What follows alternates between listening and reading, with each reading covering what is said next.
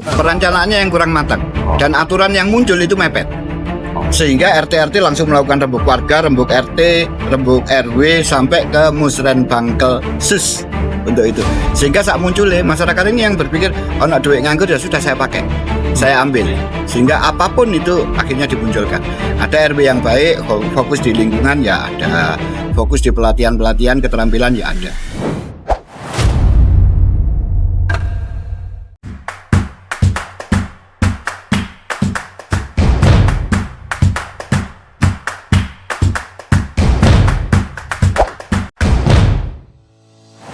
Melihat APBD 2025 ya yang dipertanggungjawabkan hari ini memang banyak yang relatif naik ya, baik dari sisi pendapatan maupun dari sisi capaian-capaian kinerja. Yang menarik ini justru silpa kita akhirnya dari 254 M naik menjadi 300 berapa M, artinya tidak ada pengeluaran untuk silpa yang kemarin. Ini bisa untuk modal pembangunan di APBD perubahan 2026.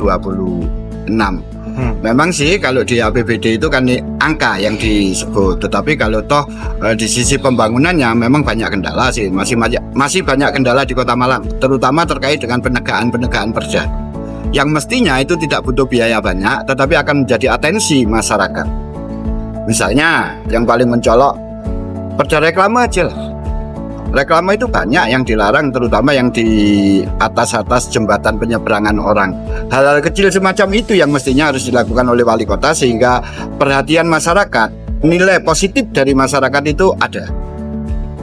Kedepan harapan kami di APBD 2026 ini perangkat daerah yang memang sudah kehabisan modal, kehabisan anggaran, misalnya di LH, itu sudah habis. Jangan sampai yang muncul di media bahwa angkutan sampah itu tidak bisa dilakukan karena BBM sudah habis, anggaran BBM sudah habis. Kalau kita fokus di masalah lingkungan hidup, maka DLH harus mendapatkan perhatian lebih dari pemerintah Kota Malang di tahun anggaran 2026 ini sampai ke depannya. Ya, wacana terkait dengan RTA dipakai Koperasi Merah Putih janganlah. Karena RTH kita sangat kekurangan, jauh dari kata ideal, tetapi dari perangkat daerah yang lain sudah mewacanakan bahwa pembangunan Koperasi Merah Putih itu akan diambilkan dari ruang terbuka hijau yang menunggu perubahan perda. Padahal perda kita ini yang baru, yang masih kami bahas, inginnya menambah RTH bukan mengurangi. Itu membawa nilai minus ya di mata masyarakat.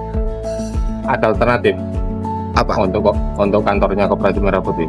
Apakah seluruh program strategis nasional harus ada di Kota Malang? Tidak.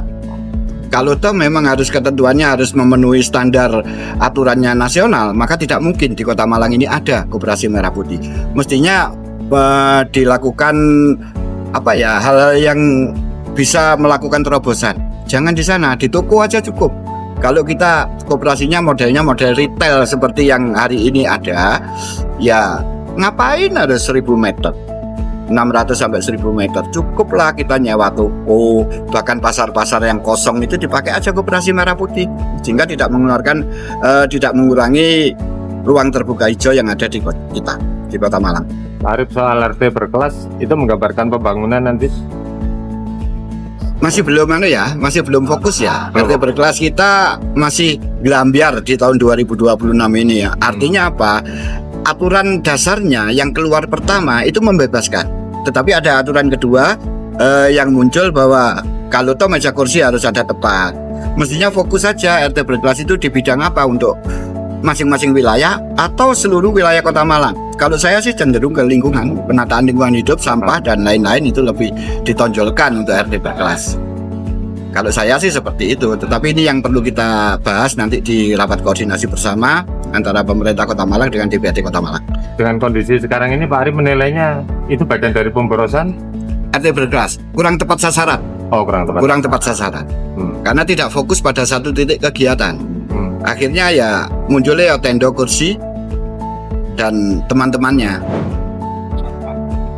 Problem yang mendorong itu apa Pak Ari? Karena perencanaannya yang buruk? Perencanaannya yang kurang matang dan aturan yang muncul itu mepet. Sehingga RT-RT langsung melakukan rembuk warga, rembuk RT, rembuk RW sampai ke musren bangkel sus untuk itu. Sehingga saat munculnya masyarakat ini yang berpikir oh nak duit nganggur ya sudah saya pakai, saya ambil. Sehingga apapun itu akhirnya dimunculkan. Ada RW yang baik, fokus di lingkungan ya ada, fokus di pelatihan-pelatihan keterampilan ya ada. Konsolidasi penting Pak Ari, berarti. Ini kan ada musambah, ngerti berkelas dan pokir. Harus satu kesatuan itu. Harus satu kesatuan, nggak bisa dipecah-pecah. Misalnya yang sudah diajukan di RT berkelas, ada kamusnya di sana. Janganlah pokir ikut-ikutan. Sudah biar RT berkelas saja, pokir kan banyak hal yang bisa dilakukan dengan pokir, dengan musrenbang biasa, bukan yang khusus untuk RT berkelas.